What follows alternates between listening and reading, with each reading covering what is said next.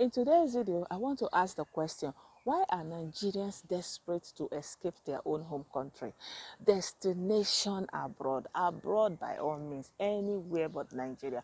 What is the root cause of this? I hope you do watch till the end of this video so that you get my own perspective and you can also interact and leave your comments behind to tell me what you think.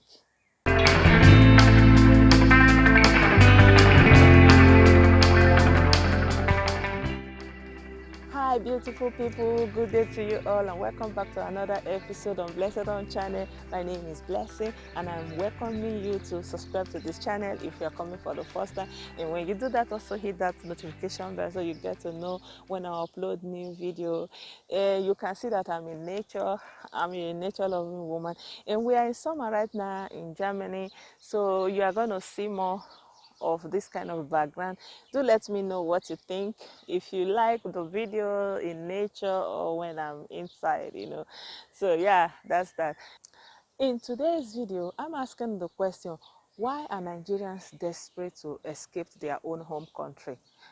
Like, what is it about Nigeria that makes the Nigerian citizen so desperate to go anywhere but stay in their own home country? I don't understand that something of this magnitude is going on and no one is really talking about the root cause of the problem.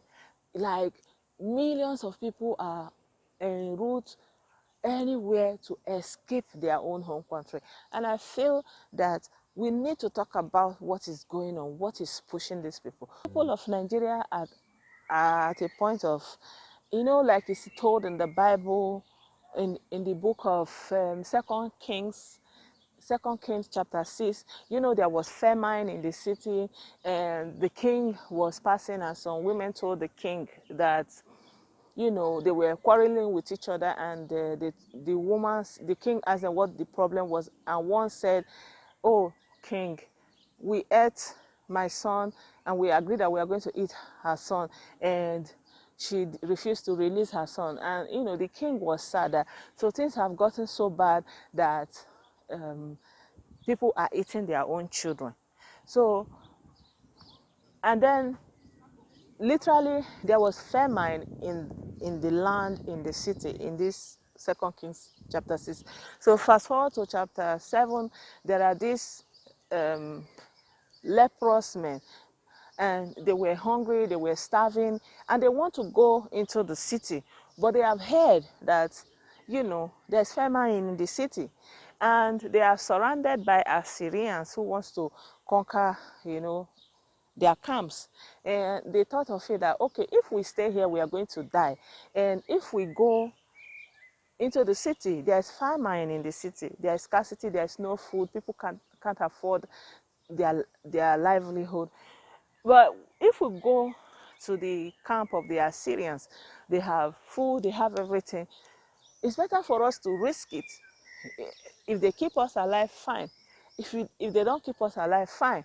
So I tend to liken the situation of Nigerians to the situation of these people in 2 Kings chapter 7, I think verse 4 or so, where they said, if we stay here, we'll die. But if we go to the Armenians, to the Assyrians, they can keep us alive or they will kill us. Either ways, we are going to die. And so they took the chance to go to the camp of the Assyrians. So what am I trying to say? What we are witnessing today is the symptoms of a failed state. Nigeria has all the indices of a failed state, and it has nothing to offer to its citizens.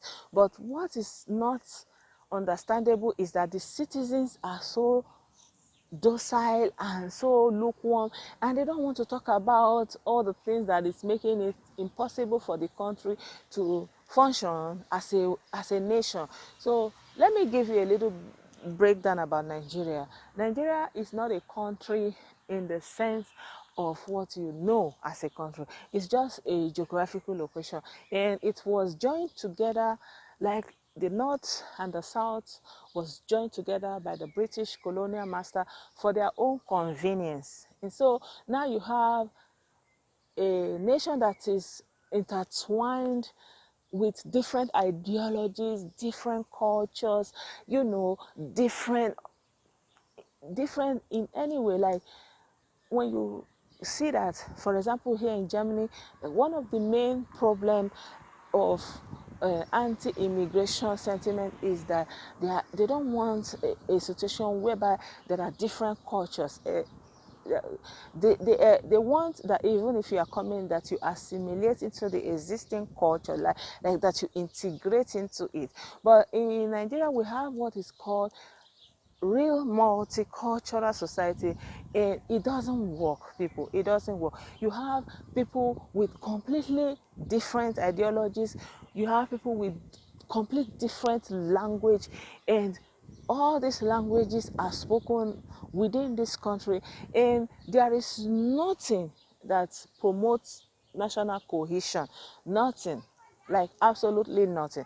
It's like when you have Turkey, you have Germany, you have Bosnia, you have the United Kingdom, all in one place as a nation. And still, there is nothing uniting them. And what you have as a constitution was something that was imposed by the military, and the military turned themselves into civilians and continued with the same constitution, which is not a real expression of what the people want. Like the people never came together and had a consensus of this is how we want to be, and this is how, you know, we are going to live together. All these things are just imposed on the people, and the people had no say. Nobody had any say. And so we have this situation that we have the government who is living for itself, live in abundance, in affluence, in opulence, like, the best that you can imagine. So they live in these magnificent houses, and the roads to their houses are lit, like everything is good and going, and they can afford the best schools to send their children up. And then you have the other who don't have anything, who are just on their own, and the government doesn't have any role it plays in the life of the people, because those in government are just subservient to those who have put them in power. So what we have basically is one region dominating the other region politically and economically. So the other region is seen as a conquered region, and the other region dominates and imposes its will and whatever it wants. So you don't have anything that is making people to work together for a common good. At any time, you have regions working for what they feel is for their own good, but at the end of the day, there's nothing coming together to say for the Nigerian nation, like for this country, for the well-being of this society. There's nothing like that. It's very easy to blame foreigners, to blame Europeans, to blame British, but no one wants to talk about how Nigerians are maltreating themselves, are making life miserable for themselves. Like someone is in a political position and he's giving land, some finance to construct a road or to do anything, and he doesn't do shit, nothing. And he just swindles that money, and nobody has any apparatus to check that. And even if you take them to court, they have immunity. There's nothing you can do. And if you go to the street to protest, you have the military released on you and you are killed. So it's either Nigerians come out of this illusion that they have a country, and showing people fine houses and fine, going to the part of the road where it is fine, and it's an illusion. It's like people want to swim in their own delusion that they have a good country, like just deceiving themselves. And especially those who are benefiting in one way or the other, they just play the ostrich, just put their head in the sand and just pretend nothing is going on. So nobody is going to come and say that it's not working Nobody is going to come out and fight for Nigerians. Only Nigerians can do it for themselves. Like in the video I posted before about the horrors that Fulani kidnap victims had passed through, it's just not an isolated story. War stories have been told, entire villages have been wiped out, and nobody is saying anything. Everybody is playing cool.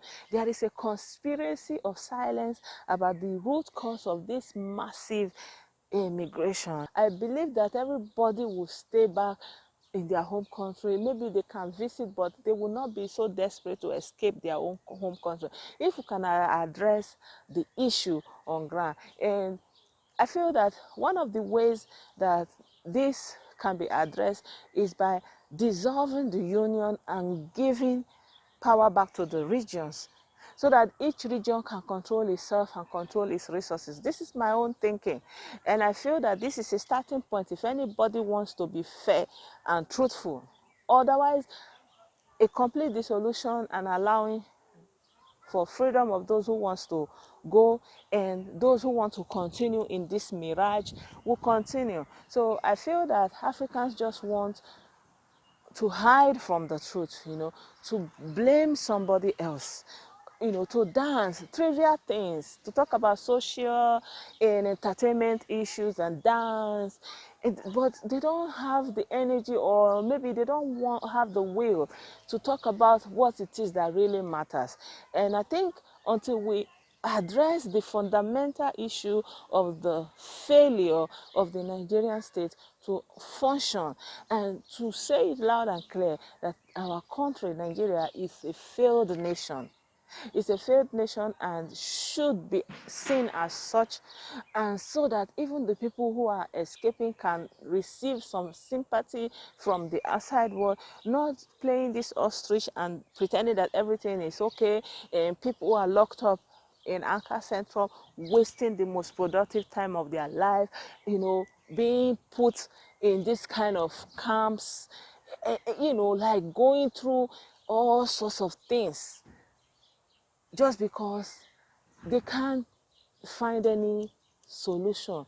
They don't know any other way to go about it. As far as I am concerned, it is high time that we Nigerians, and anyone that is truthful, tell themselves the truth, that Nigeria has failed and Nigeria is a failed state. In my next video, I'm going to tell you some of the indices that I feel has made Nigeria to qualify to be a failed state. So please stay tuned, and I will see you in my next video. But before you go, please don't forget to subscribe to my channel. And what do you think? Leave your comment behind, and please stay blessed and see you soon. Bye.